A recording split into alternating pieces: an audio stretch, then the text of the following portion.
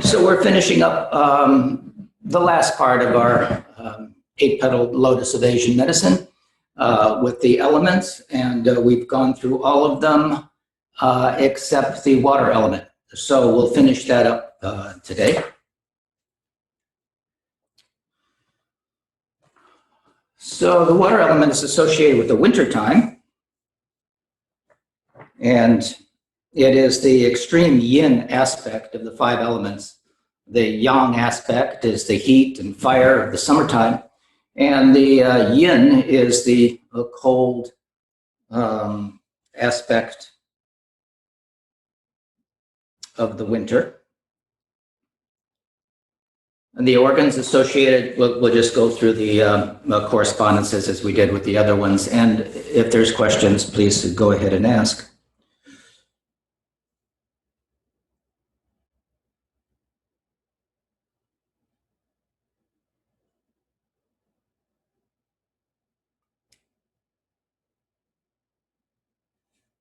The organs are the bladder and the kidneys. The urinary bladder's time is 3 to 5 p.m.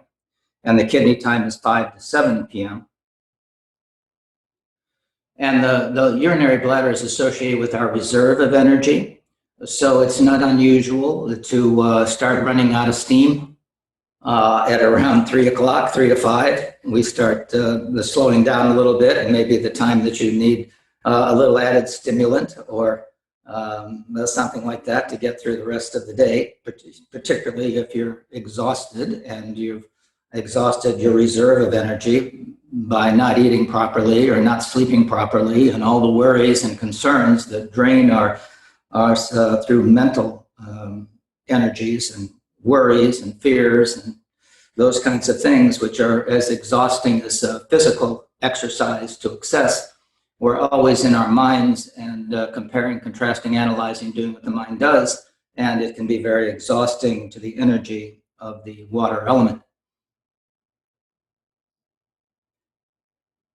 And the kidneys are 5 to 7 p.m. The kidneys are also, two organs that are sit in the back area, and this also includes the adrenals, which sits on top of the kidney.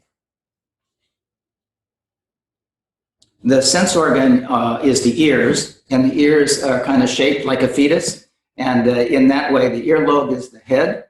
And some acupuncturists just use the ears treating the body, and you can treat the whole body through the ears. And it is said in Asian medicine that massaging your ears is a good general massage for your whole body. You know, similar to what we do with reflexology or massaging the foot. The ear is represented, the entire body is represented in the ear. But it also has to do with hearing, and the lack of hearing or tinnitus or a variety of things can be associated with kidney sheath deficiencies. The tissue is the bones and the marrow, the deepest part of us. As we say, this is the extreme yin energy. Our skin is the outermost, our bones are the innermost. And the brain itself is seen as a sea of bone marrow. You know, it's tucked in the skull, surrounded by bone, and the marrow itself is a part of the water element. So senility and Alzheimer's and those kinds of things are seen ultimately as a problem with the kidneys, and so is congenital problems, and we'll talk about that in just a minute, how that's related to kidneys. The emotion is fear, anxiety. You know, in cartoons, it's also associated with the knees. So painful knees can also be associated with the kidneys, but bones in general. But you know, in the cartoons, when one of the characters is fearful, their knees tremble or shake. That would be true in Asian medicine as we think about fear as it's represented in the body. Trembling in general is associated with this element. The sound is groaning, similar to the way my voice is right now. Excuse me. It has a little groan or a raspy sound to it. The odor is putrid, and that odor is like a stagnant pond or a vase where you've had flowers and it's been there for a while. That smell is putrid. The body also has a similar kind of smell when this is out of balance.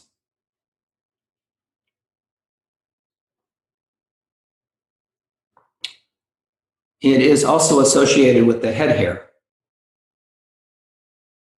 So premature balding, losing hair, premature graying, those kinds of things. And there are herbs that are used to protect the kidneys and are also used to keep the hair and to keep it from graying.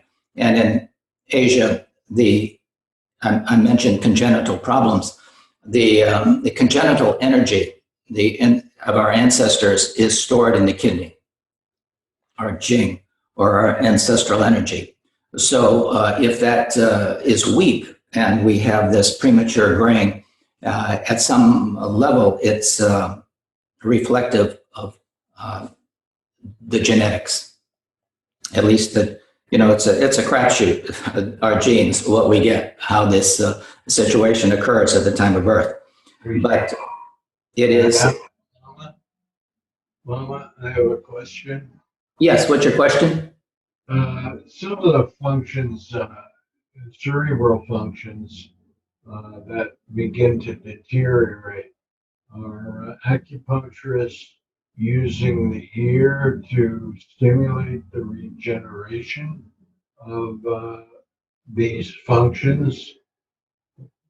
Actually, usually we use scalp acupuncture. So from a stroke or other kinds of things, there are particular points that are used on the scalp. Could you use that in your ear in conjunction with that? Yes. The nervous system is associated with this element, the kidneys. So any nervous system problem is associated with the kidneys, and you'd be treating the kidneys either with the regular meridians found on the kidney meridian and the support, as well as scalp acupuncture and ear acupuncture. Yes. Thank you. Lama, how would the kidney energy affect sense of smell? Sense of smell is usually associated with the lungs. Okay. Hearing is associated with the kidney. Oh, okay. Thank you. The nose is the gateway to the lungs and is associated with smell, sense of smell. But the kidneys, the sense organ, is associated, as we said, with hearing and the ears. Thank you.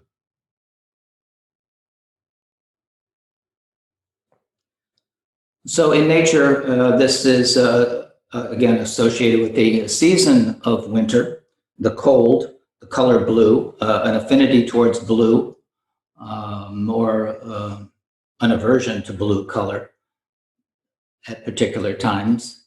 And the face has kind of a darker quality. The darkness under the eyes is associated with kidney and often allergies. So you see kids with these big shiners that when they have allergies, but that's usually an adrenal problem and kidney deficiency.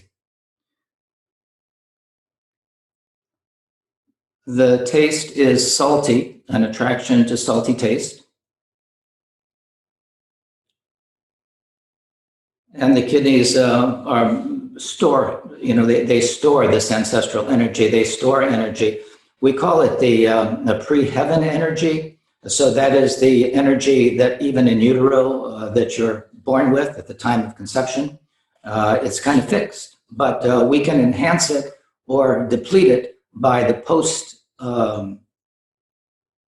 energy that constitutional energy by the food that we eat, if it's good, and we get energy three ways. First, by our ancestral energy. Some people are just born stronger, and some people are just weaker or more frail, and that's a constitutional or genetic predisposition. But that can be enhanced or diminished by our after-birth experience with the foods, exercise, diet, nutrition, and lifestyle. All impact our energy levels. But the constitutional energy, the genetic energy, is fixed. And we can maintain it or enhance it to a certain degree, but we can certainly destroy it by our lifestyle and our environment.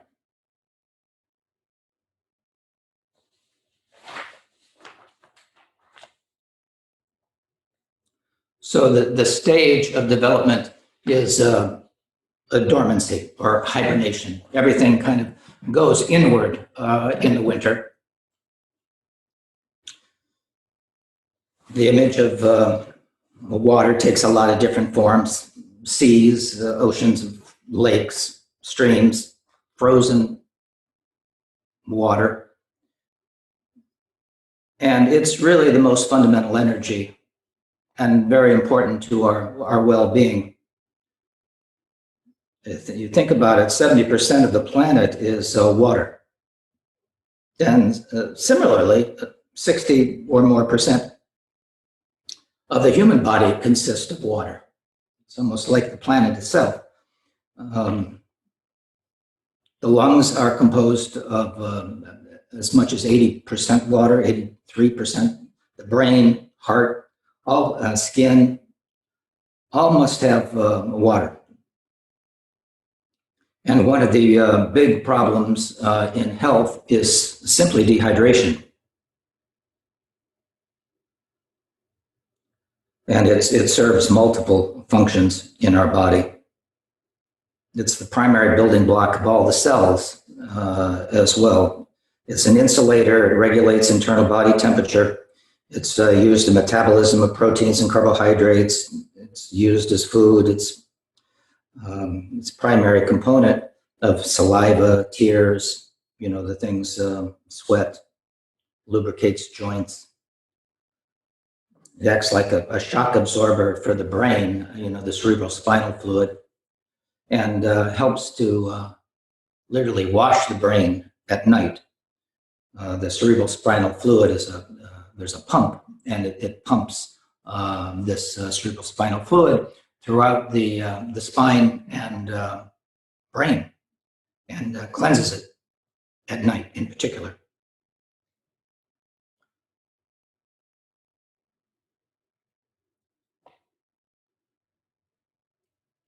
So, yeah, it works as a shock absorber for the fetus as well during pregnancy, and it flushes out toxins as we urinate those toxins out through urination.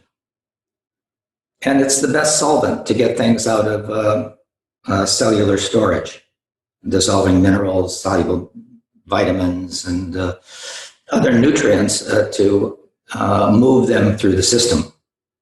It carries oxygen and nutrients to the cells of the body.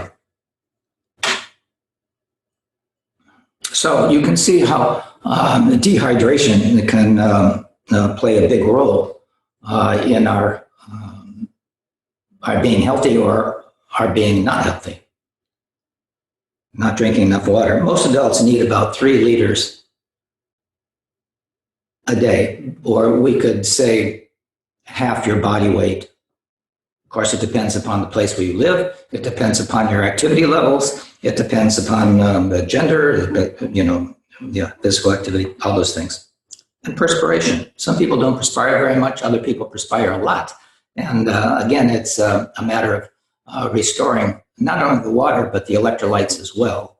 So you need to have foods that are rich in electrolytes. So when you perspire, it's not just water that you're eliminating. It's the macro minerals, magnesium, potassium, sodium, calcium, all those things are also being exhausted.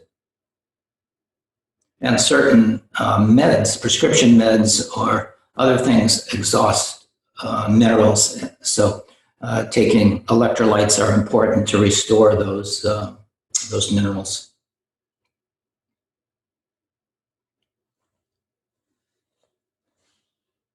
So for a lot of people that I see, it's not unusual for a person to come for treatment who have back pain, very common. And one of the main things is dehydration. The vertebrae and the discs that are between those vertebrae, in dehydration, they lose their integrity, and then the vertebrae can come out of its position, impinge on the nerve, and then you've got radiating pain down your legs, such as sciatica or other localized pains. So simple hydration, there's an easy fix to that back pain many times, and it's just simply hydrating. The discs between the vertebrae need to be plumped up and hydrated.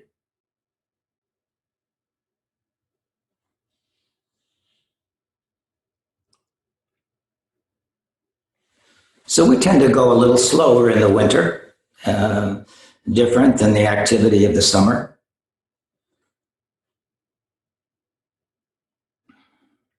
We're not exactly like bears, but we do, and we don't, well, maybe some people do, but we don't eat like crazy and then hibernate. It is a matter of slowing down, though, and the light is less. There's less daylight, more darkness. That is the yin time of year. The yang is light, yin is dark. And so these seasons express themselves in our activity and the nature of the quality of the season. Heat and cold, wind and dampness, all these things are have a cycle as well. So being in harmony with that cycle, doing, understanding those cycles and trying to accommodate and live within those cycles is a way to good health.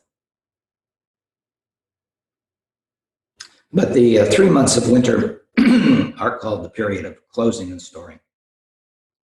Just like we see in nature, energy is beginning to contract.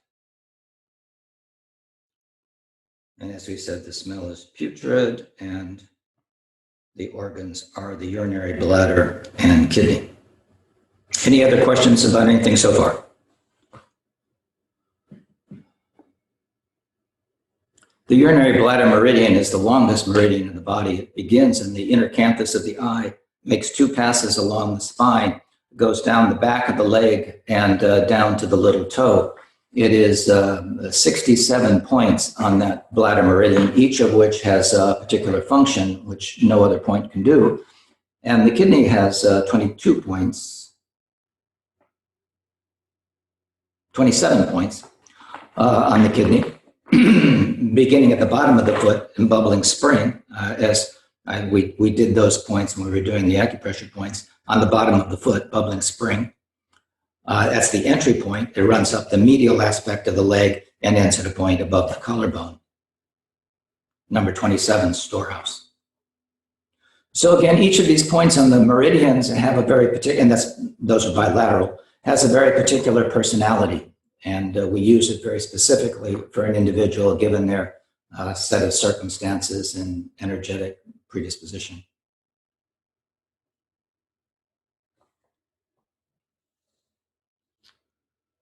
So we talked about, the yin organ and the yang organ. Beth, did you have a question? I didn't want to interrupt. Thank you. Go ahead. So did I understand you to say that the meridian of the bladder begins in the inner canthus of the eye and travels down to the little toe? That's right.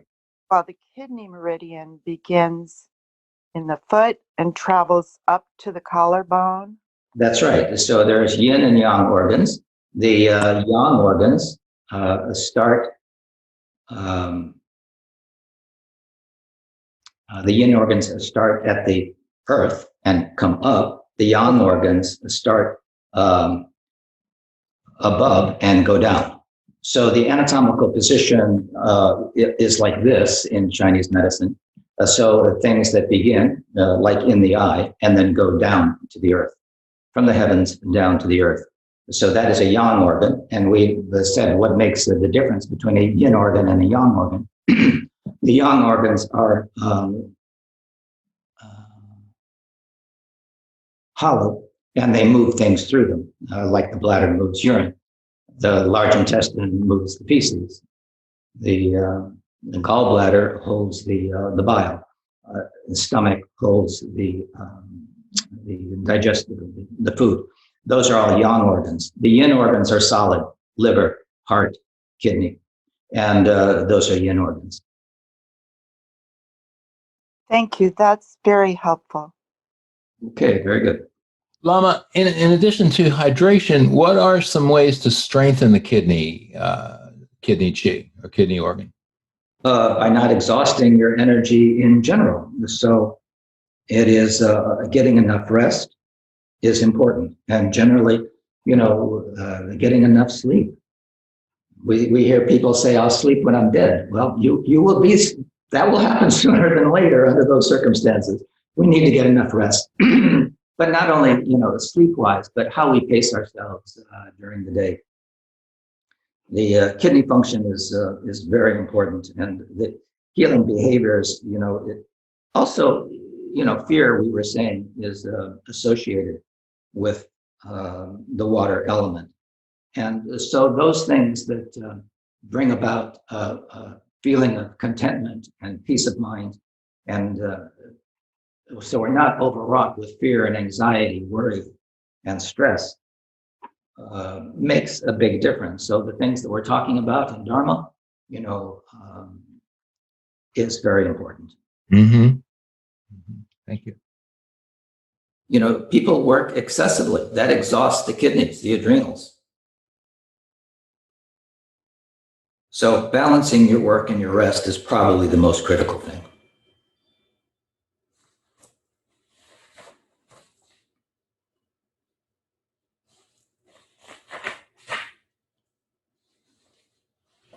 So we were saying that the bladder is a yang organ. So it's hollow. It's a muscular organ, located in the pelvic cavity behind the pubic bone. And it's a storage pouch for the steady drip of urine. It can be spherical, but it's often kind of pear-shaped. And at the lower end is the urethra. We talked about the stomach, the earth element, and its a capacity to hold things up. It has to do with our muscles, and it's not unusual to have a prolapse bladder. It can sink or lose its integrity, and then we have frequent urination or a variety of symptoms that occur from that prolapse. Sometimes it's tacked up, but again, in health, if all the systems are working like they should, that should not be a problem, but it often is, particularly if you don't get enough exercise and you're not reinforcing those muscles that work to hold the organs in place. So the bladder can generally store about 750 milliliters in the bladder. That's about the size of a bottle of wine. I'm not suggesting you test that out in that way, but it's as we age, the bladder becomes less elastic. And so that's why the frequency of urination tends to increase with older folks. They tend to have to pee more. And they may even have the symptoms of incontinence. If you laugh or cough or something like that, you lose urine. And as we were mentioning, often in women more than men, this prolapses that can occur, creating those kinds of issues. And Qigong and Kegel exercises are helpful to restore the tonus of those muscles.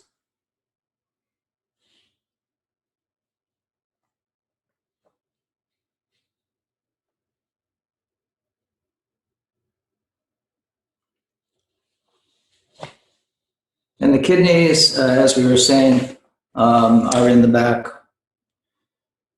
and about the size of your fist, and they're kidney shaped. You know, they kind of look like a kidney bean. Yes, so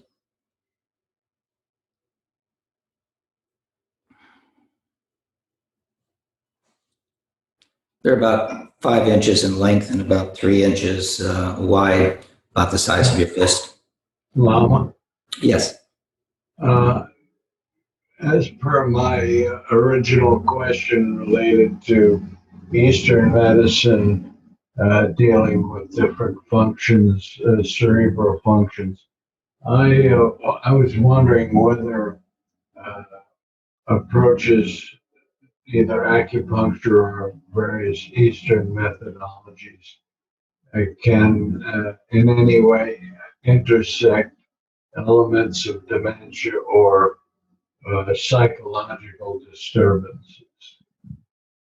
Definitely. I mean, we would use herbs more on a regular basis than the acupuncture on a regular basis. The blood and tissues are corporeal substance. It's certainly the chi, which is moves to the meridians, are important to keep balance. But herbal medicine, and there are lots of herbs that enhance cognitive function and improve that situation. Often it is circulation in the brain. You know there's lesions that occur in the brain due to lack of circulation. So all these things that we're talking about, you know, an ounce of prevention is worth a pound of cure, and diet and the lack of exercise and the constitutional predispositions. There's a lot of factors involved, but yes, this is not new to the planet, these conditions, and the Chinese pharmacopoeia has many different things to enhance cognitive function and to improve blood circulation. Thank you. All right, Dave. I can hear you. Okay. So the other functions of the kidneys are it governs reproduction as well. So, you know, healthy pregnancies and sperm and those kinds of things. It produces bone marrow. So when we talk about healthy bones and healthy brain, that again is in the domain of kidneys. And as I was mentioning, the brain is seen as a sea of bone marrow and in the domain of kidney. So kidneys are always a factor in mental disorders, as I was mentioning before, at birth. These problems are generally due to genetic problems associated with kidney function. The kidneys are the controller of water, so that is their function in this domain of our body, mind, spirit. As we were mentioning, each of these organs is like a minister in the kingdom of this body, mind, spirit, and the kidneys are the governor of water, controls, regulates water movement, and influences of growth and development.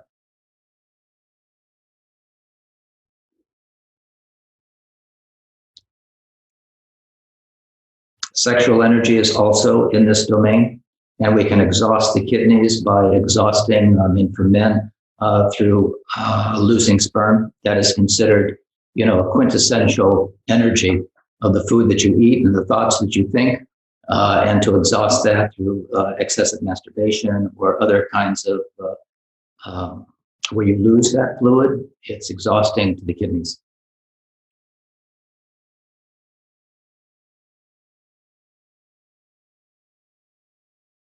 So this inherited constitution is called Jing. This inherent constitution is Jing, and we can exhaust that Jing through sexual indiscretion and through wrong diet or exhaustion in other ways.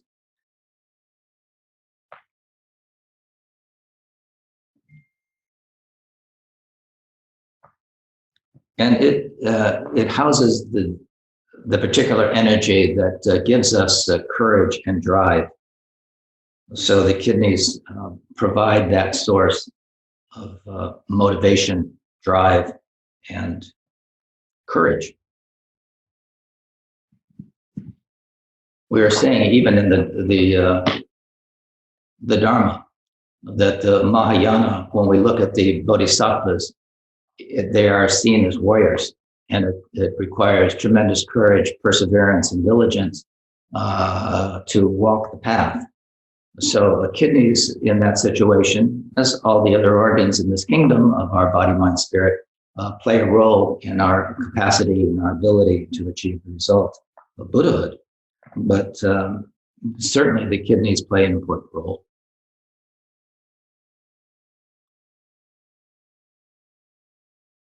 So they store our essence, and it's the root of life in Chinese medicine, this Jing, the fuel for life, and is derived, as I mentioned, from our prenatal or pre-heaven essence, from our ancestral energy. And the postnatal essence is also stored in the kidneys, and it affects our overall vitality. By postnatal, I mean the air that we breathe, and the food that we eat, the thoughts that we think. All those things have an energetic consequence. So we think about what we feed our bodies, but we also have to think about what we feed our mind. And in this time of such stress and conflict, that is a consideration. So I mentioned again that premature babies or congenital problems, these are usually due to Jing or kidney issues. And it determines our basic constitution. All these things are part of the essence and strength of our ancestral energy that we're born with.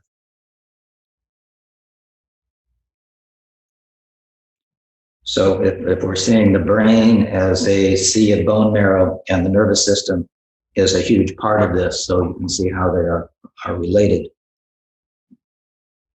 Sometimes being overly sensitive to sounds, having hearing problems, tremors, shaking, palsies, tremors, those things, trembling,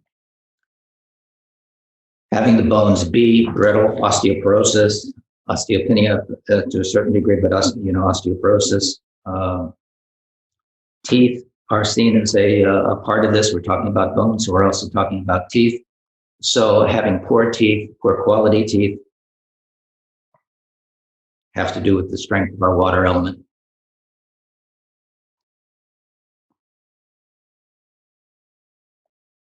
And we mentioned the hair as being associated with this as well. So receding hairlines, baldness, falling out hair. Hair should be thick and full and luxurious. And again, the Asians pride themselves on having a good, rich, full head of black hair. And because it demonstrates their ancestral energy. That's the thinking there. And so they try to, and there's lots of herbs. Men after a certain age will take a variety of herbs that help kidney qi. Hoshu Wu is the one I was thinking of. Hoshu Wu, which means Mr. Wu's black hair. It is a commonly used herb. It's a tonic herb for the kidneys, Hoshu Wu. Memory is also in this department of the kidneys, so I'm glad I could remember that.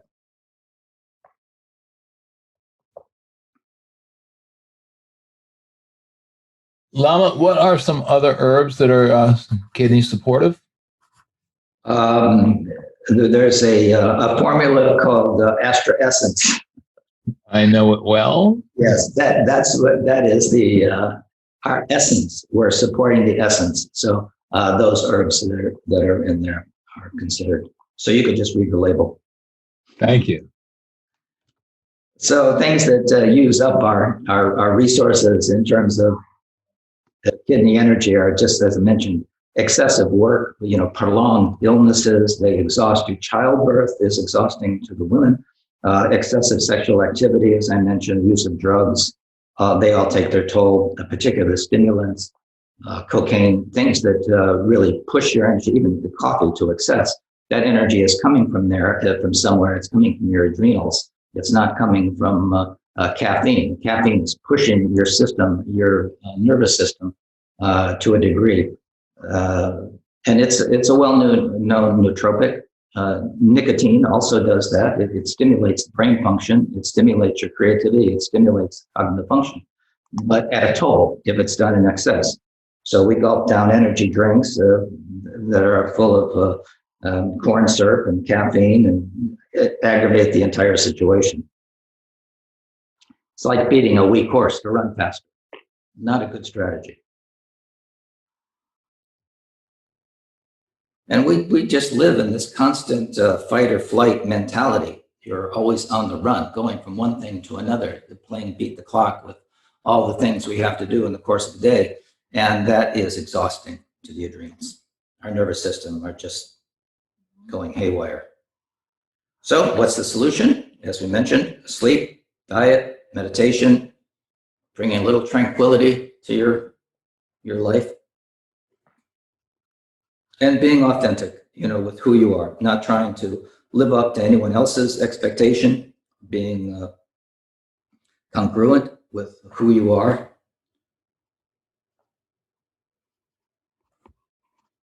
It's about being, not doing, as the saying goes.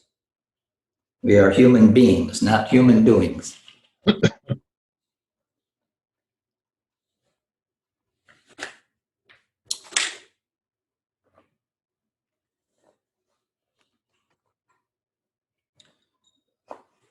So we do need a little salt in our diet. We were talking about electrolytes. So the recommendation is, the Himalayan salt, which is rich in a variety of other electrolytes as well. Using that is fine. Salt really is not a big problem. I mean, there's been kind of a fear of using salt because of hypertension or cardiovascular disease. It's really not the salt that's the problem. Sure, you can drink too much water, you can have too much salt, but within certain parameters, use a good salt. So the sea salt or the Himalayan salt, pink salt, is probably the best. The Morton salt or the other kind of salts that you get are filled with other kinds of things, stabilizers and anti-clumping and all kinds of other things. It's not just salt, and you really don't need those things. So we're mentioning hydration. And in your diet, eating things that we look at the color, we look at the season it's grown in, so eat what's in season, and what grows around you is always good. So, for antioxidants, those things help brain function as well. They're anti-inflammatory, so you try eating foods that are blue or black, such as blueberries, plums, blackberries, and seaweeds, are also that way. And seaweeds are also rich in electrolytes and are good, also have a certain salty taste to them. And to include those in your cooking, nori or kombu or all the different sea vegetables that are out there are very nutritious.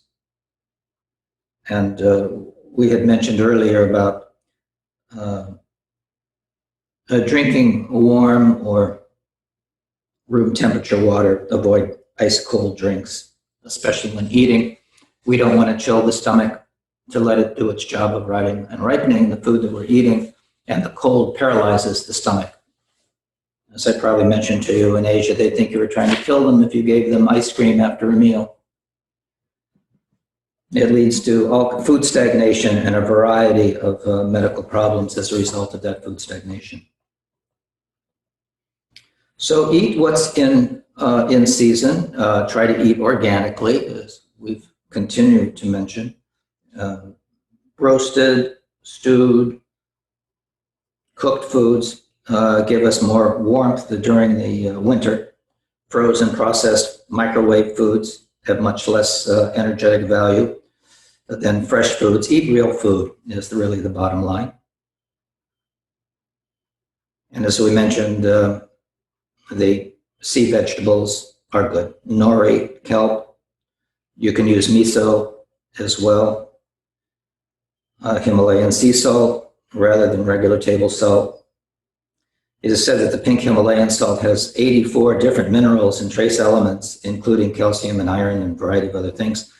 And these foods are said to have a softening effect and promote moisture and calming of the nervous system overall.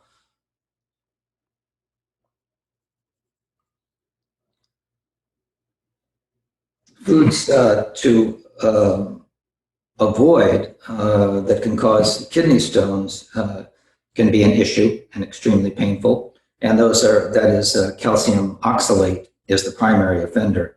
And high oxalate foods that can contribute to this. So that's if you eat in excess, spinach, rhubarb, almonds, cashews, beets, they should be avoided in excess. But I wouldn't worry too much about that unless you are prone to having kidney stones. Then you want to watch the high oxalate foods.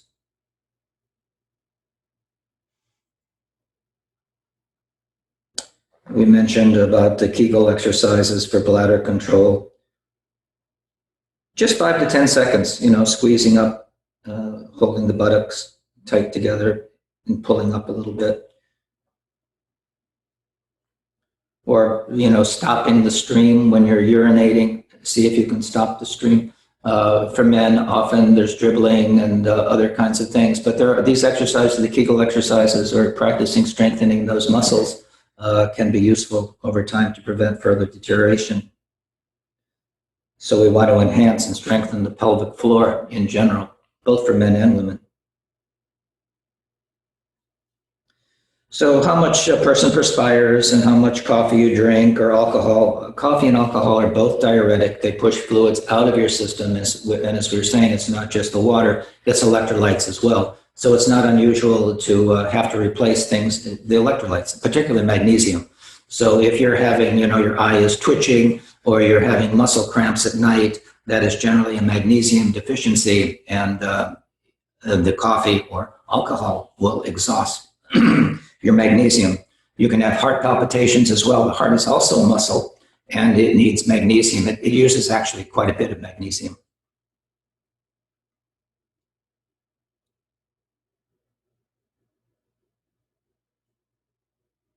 So we want to have a good source of water, have filtered water. You can have a filter in your house, and so we're not drinking a lot of fluoride and chlorine and bromide and other things that need to be avoided. Those things affect your thyroid as well, and the other endocrine organs, and create hormonal imbalances. It's all connected. So we have to purify your water, use a filter in your drinking water. Even in the shower, you can get the kind of charcoal filters that you put on the shower head, so you're not inhaling the chlorine in the shower and other kinds of chemicals.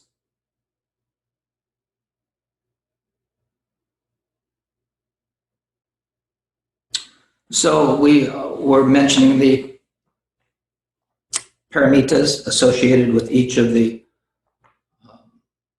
elements, each of the organs. And for the water element, it is the enlightened quality of meditation, contemplation, mindfulness, mental stability. So this is under the heading of concentration. This is the quality of our meditation depends upon the quality of our mind, our mental stability.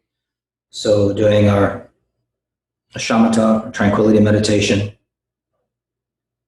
our minds have the tendency to become very distracted, particularly at times of unrest and conflict, restless, always moving from one thought and feeling to another.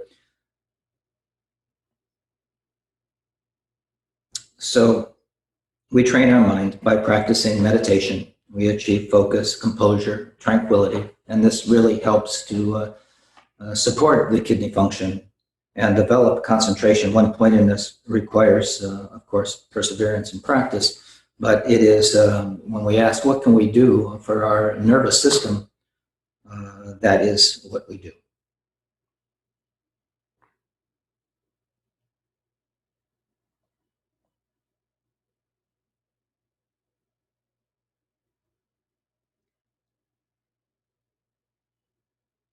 All right, any final questions? So just taking 10 seconds periodically through the day to breathe, to be mindful, to just bring yourself to center and relax your shoulders, relax your mind, relax your belly, and just be. That can expand itself to being 24/7. But becoming familiar with the state is important. And just periodically through the day, reminding yourself to relax, to be present. That's really the key.